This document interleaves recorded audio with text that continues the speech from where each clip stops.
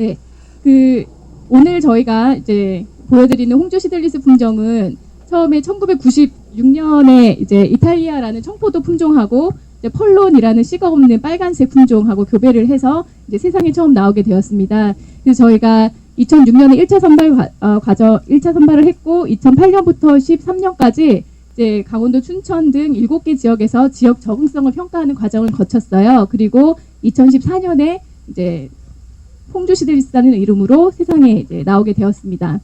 그리고 실제로 농가에 보급된 건 상주가 처음이고요. 2017년부터 그리고 올해가 이제 3년차가 됩니다. 그래서 이 홍주 시들리스는 전주 기준으로 9월 중순 지금쯤 이제 숙기이고요. 과립중은 이게 씨가 없는 품종이라고 말씀드렸는데 지베렐린이나 어떤 뭐 사이토카인인과 같은 생장 조절 물질, 과립 비대제 처리하지 않아도 한 6g 정도까지 과립이 큰 특성을 가지고 있습니다. 그리고 송이 무게는 한 500g에서 600g 사이 나오고요. 그리고 이제 당도가 한 18.3브릭스로 좀 높은 편이지만 너무 달기만 한 건 아니고 산 함량이 한 0.5에서 0.6% 정도 있기 때문에 드시면 이제 과육이 아삭하면서도 새콤달콤한 이런 맛을 느끼실 수가 있는 그런 특성을 가진 품종입니다. 그리고 이게 숙기가 좀 되면 이제 샤인머스켓처럼 굉장히 강한 머스켓 향이 나진 않지만 은은한 머스켓 향이 이 뒤쪽에 이렇게 살짝 받치는 그런 특성을 가지고 있어요.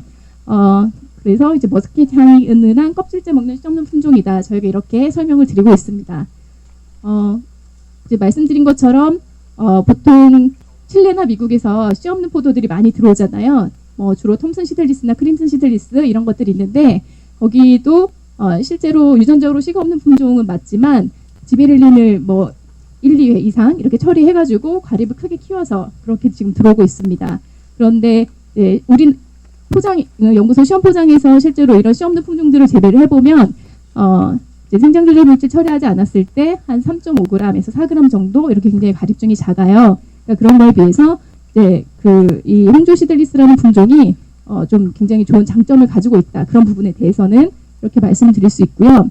그리고 이제 좀 이따가 나오셔가지고 사진을 좀 자세히 봐주시면 이 홍주 시들리스라는 품종도 잘라보면 실제로 씨 모양이 있습니다. 그런데 이제 포도에서 시들리스라고 얘기를 하면 그 종자 모양 그 자체가 이제 종자 껍질이 딱딱해지지 않아요. 그래서 먹었을 때 특별히 이물감 없이 먹을 수 있는 그런 특성을 가지고 있는 품종들의 시들리스라는 이름을 붙이고요.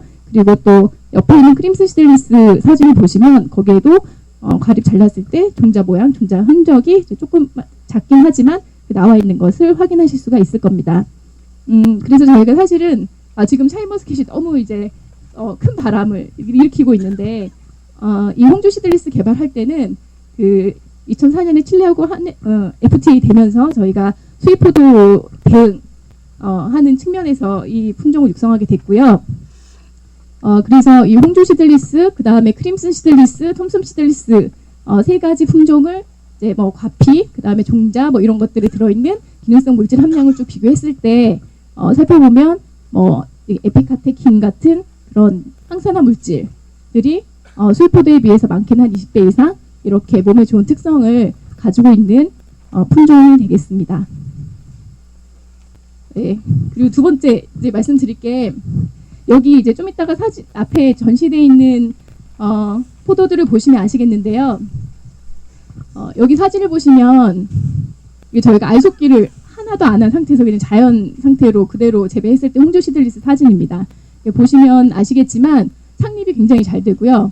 꽃돌이 현상이 좀 이제 많이 일어나지 않는 그런 특성을 가지고 있습니다. 그러다 보니까 알속기 하는데 굉장히 힘드시잖아요. 근데 좀 알속기를 많이 해야 되는 그런 품종이에요. 그리고 그래서 반드시 알속기는 해주셔야 된다.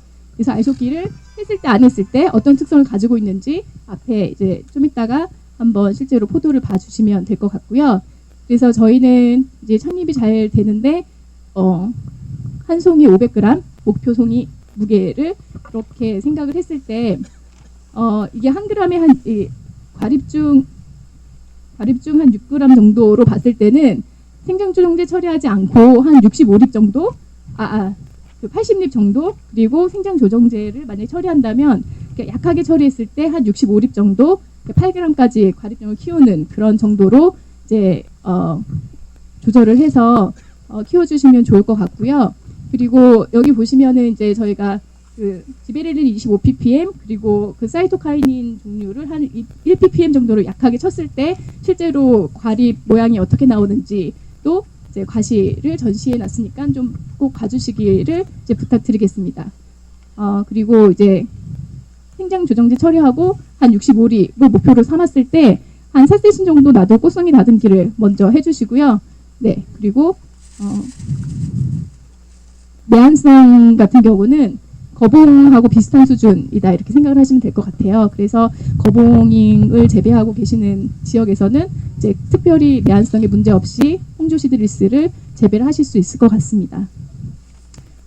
그리고 이제 여기 좀 이따가 포장을 보시면 이 홍조 시들리스가 100% 유럽종 품종입니다. 그러다 보니까 그 이제 병의 종 캠베럴리에 비하면 상대적으로 많이 약한 부분이 있어요. 그래서 지금 수확기가 다 돼서 약을 치지 못하셨는데 녹균병이 좀 많이 와 있는 걸 보실 수 있습니다. 그래서 유럽종 품종이다 보니까 어떤 흰가루병이나 녹균병 이런 병에 대한 방제를 좀 더 철저하게 해주셔야 된다는 말씀을 드리겠습니다. 그리고 세 번째 게 사실 뭐 오늘 말씀드릴 것 중에 가장 중요한 부분이라고 또 생각이 되는데 배수불량지에 심겼을 때 여러 가지 생리장애들이 나타나게 되는데 지금까지 우리가 많이 재배했던 그 캠베럴리나 거봉에 비해서 유럽종 그런 유전적인 백그라운드가 많이 들어가 있는 품종의 경우에는 그 현상이 좀 더 심각하게 나타나는 것을 좀 포장해 가셔도 좀 확인할 수 있을 것 같습니다. 그래서 대부분 이제 논으로 사용되던 곳을 그 포도밭으로 전환해가지고 포도를 많이 심고 계시는데요. 그 답정한 포도원 같은 경우에는 배수가 불량한 곳이 굉장히 많습니다. 그러다 보니까 과립 비대나 성숙 불량이나 이런 생리장애들이 나타나게 되고요. 작년 같은 경우도 이 홍주 심겨졌던 그 농가에서 그 작년에는 여름에 엄청 더웠잖아요. 그러다 보니까 그 축과 증상이라든지 아니면 일소 증상이라든지 이런 것들이 좀 많이 발생을 했어요. 근데 좀 근본적인 문제는 배수불량이 가장 큰 원인이었다. 저희는 이렇게 생각하고 있습니다. 그러니까 배수불량이 되면 아무래도 이 뿌리가 스트레스를 많이 받으면서 손상이 많이 되거든요. 그러다 보면 뿌리로부터 이제 흡수해야 되는 여러 가지 물이나 양분들을 흡수하지 못하고 손상이 되면 그게 잎이 계속 광합성을 하게 되면서 잎에서 필요로 하는 이제 광합성을 할 때 물이 필요한데요. 그런 물을 일차적으로는 잎에서 그리고 좀 더 심각해지면 과실에서 이제 물을 계속 끌어다 쓰게 됩니다. 그러다 보니까 그 엽소 현상 같은 것도 나타나고요. 그리고 과립이 좀 쭈글쭈글해지는 축과 현상도 이제 나타난다는 것을 이제 알 수가 있습니다. 그리고 그 뿌리가 좀 손상이 많이 되면 그 뿌리에 그 에틸렌을 발생시키는 전구 물질, 전 단계의 물질들이 좀 많이 발생이 돼요. 그런데 그것들이 이제 물건을 타고 위로 이제 이동하면서 그 에틸렌은 사실 노화를 좀 촉진하는 그런 성격을 가지고 있는 호르몬이거든요. 그러다 보니까 이제 세포벽을 구성하고 있는 물질들이 좀 노화를 촉진하는 쪽으로 많이 진행되면서 이제 열과 같은 생리장애도 많이 나타나는 것으로 이렇게 생각하고 있습니다. 그래서 개선 방안으로는 사실 이제 나무를 심으시기 전에 물리성을 좀 이제 확보를 하시고 지하 수위를 좀 많이 떨어뜨린 다음에 심으시는 게 가장 좋고요.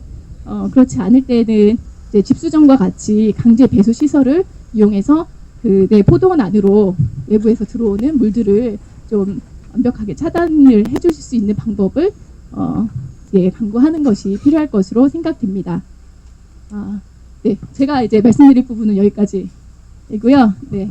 예, 다음은 저기 홍조 시들리스의 꽃송이 발생률 그러면 다음 순서로 권혁규 사장님의 홍조 시들리스를 지금은 홍주 시드레스 포도 품종이 재배되고 있는 환경입니다. 껍질째 먹을 수 있고 씨가 없어서 아주 소비자들한테 인기가 많을 것으로 이렇게 보입니다. 올해는 비가 좀 많았고 그리고 이 재배지가 논에 재배되는 관계로 열과가 조금 있었습니다. 하지만 보시는 바와 같이 품질은 꽤 괜찮은 듯합니다. 껍질째 먹을 수 있고 당도 또한 높아서 소비자들한테 인기가 많을 것으로 생각이 됩니다. 여러분들도 한번 보시고 천안에도 홍주 시드레스가 많이 재배돼서 천안의 새로운 그 소비 소득을 창출할 수 있는 그런 포도가 심겨지기를 기대합니다. 이상은 천안포도 박성진이었습니다.